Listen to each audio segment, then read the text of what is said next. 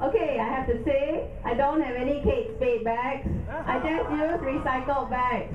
Okay, so no need to chant Kate Spade. Just chant SDP. Okay, thank you for coming to listen to us today. Fellow Singaporeans, I know why you are here. It is the same reason I'm standing here before you. You are here because you care about the future of our country. The country we call home, the country that we love, Singapore. At our nomination center yesterday, the PAP said, Majulah PAP.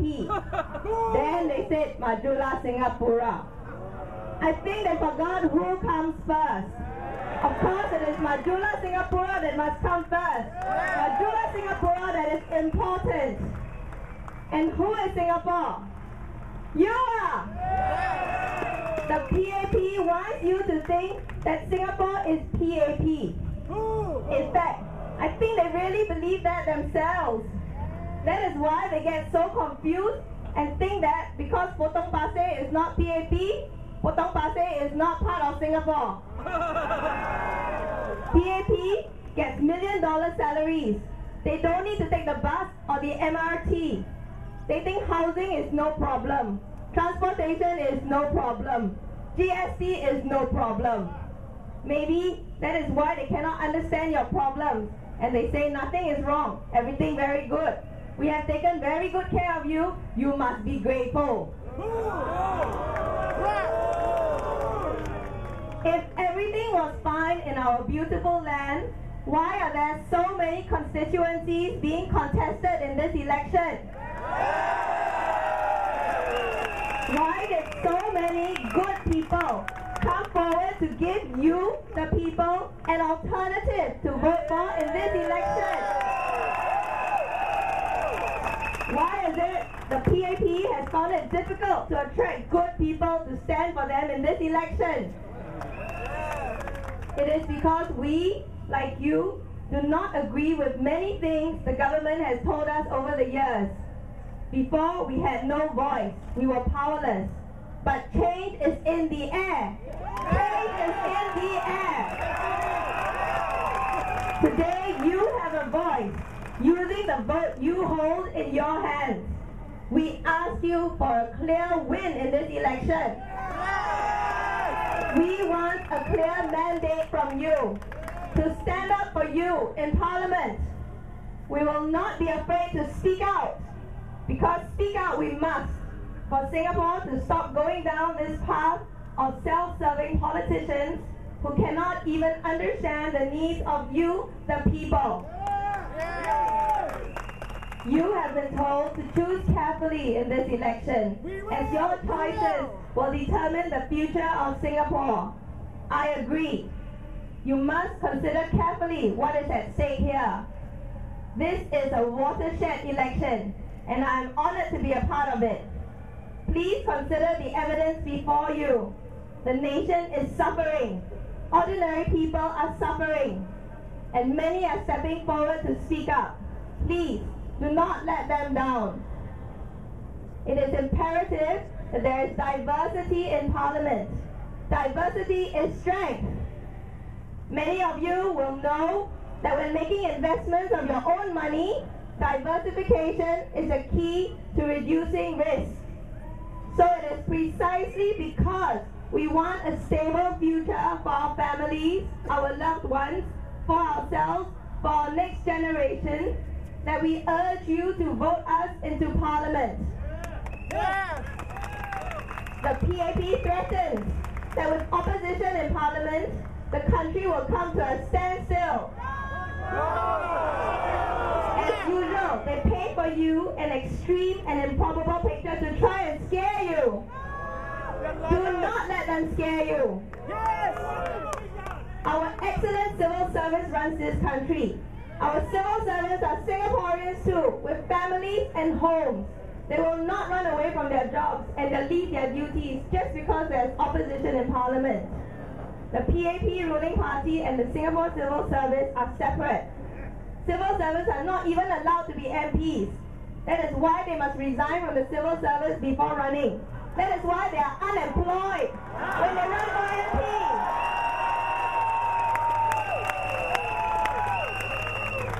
So what I want to say, PAP is not the civil service, and it is the civil service that keeps Singapore working smoothly and runs things like the MRT, HDB, PUB, MOE, CPF, AVA, national parks, and all the things that we love about Singapore. So don't worry, Singapore will not fall apart if opposition is voted into parliament.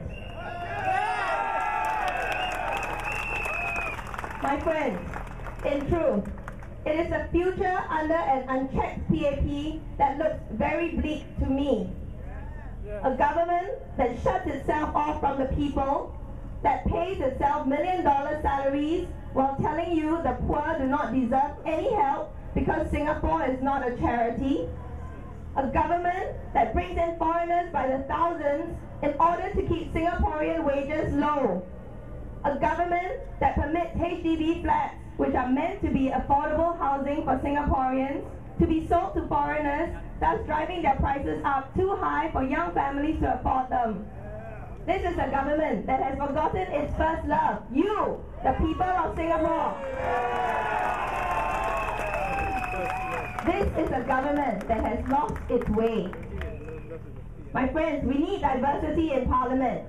Having the PAP as the only unchecked voice in Parliament puts our future at risk. The NMP and NCMP schemes do not work, and they have not been able to keep the PAP in check. Having only the PAP in government is like putting all your eggs in one basket. Would you put all your life savings in one investment product? No. In the early 2000s, many investors put all their life savings in investment products that smart people working at big banks sold to them as safe. 100%, absolutely and perfectly safe. You will all remember what happened to these investors who bought the Lehman mini bonds. The global financial crisis came and wiped them out. In this election, there is much more at stake than any single person's life savings. You must decide if you want to continue to put all your eggs in one basket and let the PAP hold that basket alone, or if you want more checks and balances, accountability, and say over your own future. The PAP tells you they are a safe choice and that they have proven their track record to you over the years. I say to you, the old PAP did many good things for Singapore, but the new PAP has made many mistakes. The new PAP's track record has many blemishes. Mas Salamat, overspending the YOG budget by almost 300 million and billions of dollars of your money lost in bad investments. The list goes on. I read on Asia One that the paper losses from investments in Citigroup and UBS by GIC alone in February 2009 were about 50 billion.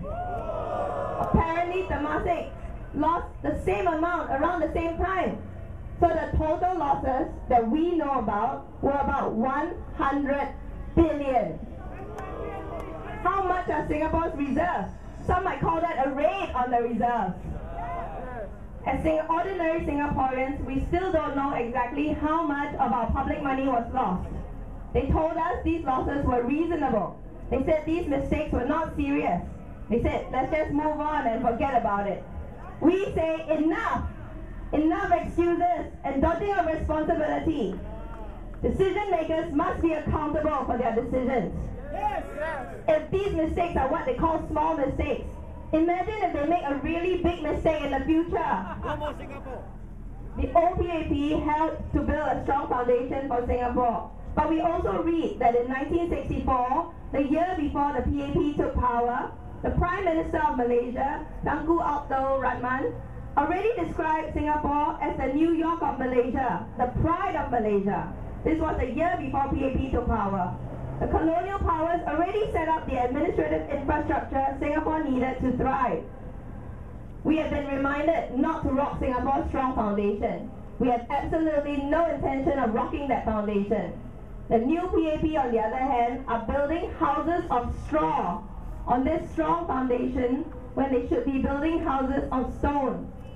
Now the cracks are visible, and throughout our society we can feel the tremors. I'll give you some examples of their straw houses. The casinos they have built, placed temptation in the path of many husbands and fathers that worsen problems such as illegal money lending and put financial pressure on families. The high cost of living, many government taxes, fees and charges such as GST, MRT, ERP, HDB, SP services, the list goes on. Even worse, if anyone falls seriously ill, many in Singapore have been made bankrupt because of their healthcare costs. Another example is little transparency or accountability. Until now, we do not know how YOG managed to bust its budget by almost 300 million of public money, or how much of your money was lost on bad investments overseas. Bringing in too many foreign workers too quickly is another example of a straw house. No planning was done for the sudden growth of foreign workers in Singapore. Did they build places for them to stay, build more hospital beds, increase the number of trains and buses? No. Yet they say we need even more foreign workers. The huge number already here is not enough, according to the PAP. Straw houses and quick fixes, short-term solutions with long-term terrible consequences. That is what the PAP has given you. And before this election, there was nothing you could do about it. We, the SDP candidates standing before you, are not here to rock our foundations. We are here to make sure that instead of building houses of straw, we will build houses of stone. So that when the storm comes, our country will still be standing. To survive and prosper for the long term, Singapore must mature into a civilization and not be run like a corporation. After all, how many corporations last for decades? But civilizations last for centuries or more. On polling day, please remember, don't think that other people will vote for the opposition. No, it is for you to personally vote for the right team. The stakes are too high. If we do not send the ruling party a clear and unanimous message, many things may change before we get this chance again. Please join us in shaping the future of Singapore for the better. We need more voices to make a difference. And now is the time to do your part, Singapore. Vote for SDP.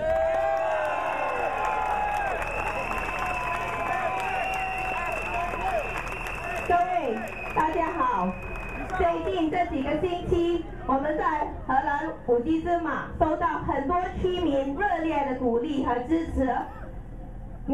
我们非常的感激你们。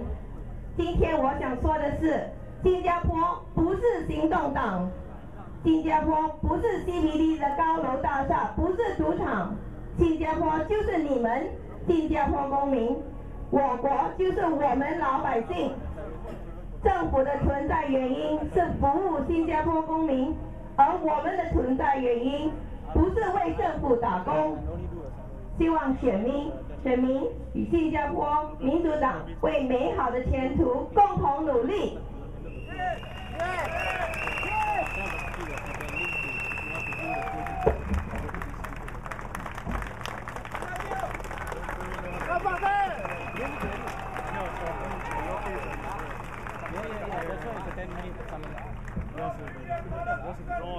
Everyone, our candidate really know what to say. Michelle didn't disappoint you, right?